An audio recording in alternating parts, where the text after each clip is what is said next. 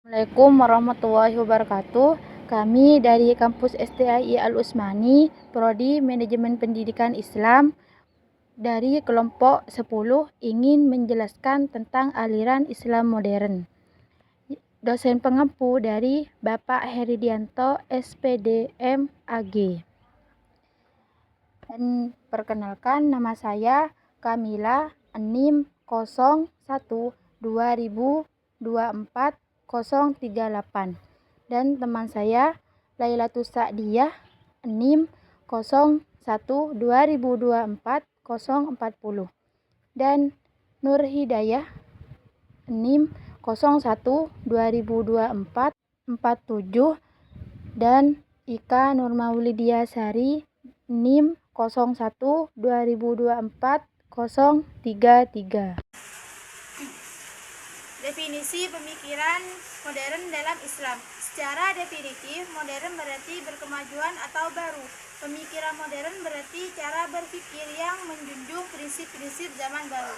Jadi, pemikiran Islam modern adalah cara berpikir yang menggunakan Islam sebagai landasan dan unsur modern sebagai pendekatan kajian dari Islam itu sendiri.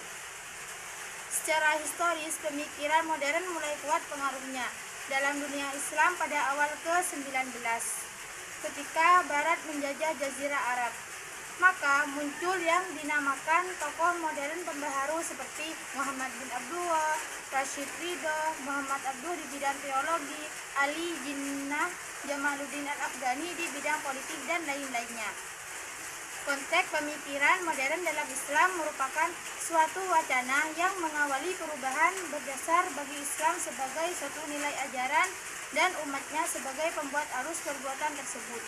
Modernisme dalam khazanah masyarakat Barat mengandung makna pikiran, aliran, gerakan, dan usaha untuk mengubah paham-paham, adat istiadat, institusi-institusi lama, dan sebagainya untuk disesuaikan dengan suasana baru yang ditimbulkan oleh kemajuan ilmu pengetahuan dan teknologi modern. Islam tradisional dengan Islam modern. Kata-kata modern atau modernisasi seperti kata lainnya yang berasal dari Barat. Modern dalam peristiwa Arab dikenal dengan tajdid, yang artinya dalam bahasa Indonesia adalah pembaruan. Kata tajdid atau pembaruan adalah proses menjadikan sesuatu yang asing menjadi baru kembali. Dalam masyarakat Barat, modernisasi mengandung arti pikiran, aliran, gerakan, dan usaha-usaha untuk mengubah pemahaman atau paham-paham adat istiadat, instruksi lama, dan lain sebagainya. Sedangkan modernisasi dalam transformasi masyarakat dari kehidupan tradisional ke arah pola-pola ekonomi yang menjadi ciri negara Barat stabil yang ditandai dengan teknologi mesin, sikap rasional, reguler, dan struktur bagi terdiferensi. Nah, dalam pemikiran tradisional ini dibagi menjadi dua, yaitu yang pertama, pemikiran tradisional dalam Islam. Teologi tradisional adalah salah satu kebiasaan atau adat istiadat yang sudah melekat pada kelompok yang meyakini bahwa pemahaman yang dianutnya merupakan pemahaman yang paling benar di antara pemahaman lainnya. Yang kedua, B, yaitu pemikiran modern dalam Islam. Modernisme adalah gerakan yang secara aktif berupaya atau membenahi prinsip-prinsip agama agar tunduk daripada nilai-nilai pemahaman, persepsi, dan sudut Barat. Konteks pemikiran modern dalam Islam merupakan suatu nilai ajaran dan umatnya sebagai pembuat arus perubahan tersebut. Kemunculan pemikiran modern dalam Islam. Kesadaran akan perlunya diadakan pembaruan timbul pertama kali di kerajaan Turki Utsmani dan di Mesir. Maka orang-orang Turki Utsmani sejak awal telah mempunyai kontak langsung dengan Eropa sampai abad ke-17 Masehi, karena Utsmani senantiasa mengalami kemenangan dalam peperangan melawan raja-raja Eropa. Sultan-sultan kerajaan Utsmani pun mengira duta-duta ke Eropa untuk mengetahui rahasia kekuatan raja di Eropa yang berada pada abad-abad sebelumnya masih berada dalam keadaan yang amat mundur. Atas dasar laporan-laporan daripada duta itulah mula diadakan pembaruan di kerajaan Utsmani. permulaan abad ke-19, tapi pada mulanya duta dalam bidang pemikiran, melainkan dalam Pranata Sosial. Pranata Sosial adalah lembaga yang lahir dari nilai adat agama budaya yang dihormati oleh masyarakat, terutama kemiliteran dan pemerintahan. India dengan berdirinya Kerajaan Mughal. Kerajaan Mughal di sini adalah kerajaan yang berkuasa di India dari abad ke-16 sampai abad ke-18 yang didirikan oleh raja yang bernama Zahiruddin.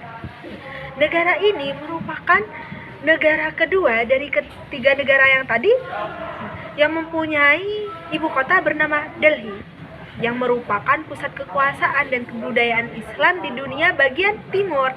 Maka ketiga negara ini sadar akan kebebasan mereka sebagai pusat kekuatan politik dan kebudayaan Islam.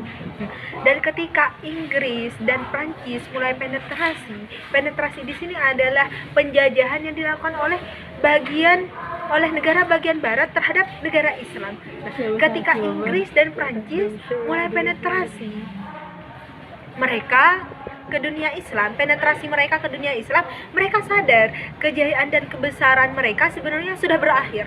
Dengan kesadaran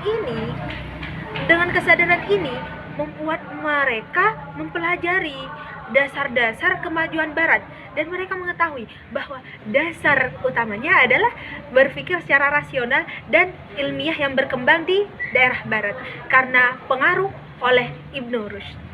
Rasional di sini merupakan sebuah pola pikir berdasarkan akal dan berpikir secara logika. Oleh karena itu, pemikir pembaruan di tiga negara itu mengubah pemikiran tradisional dengan pemikiran rasional dan ilmiah. Dan seperti yang telah digambarkan di atas, di Mesir dan di India dihidupkan kembali pemikiran rasional Mu'tazilah. Apa Mu'tazilah ini?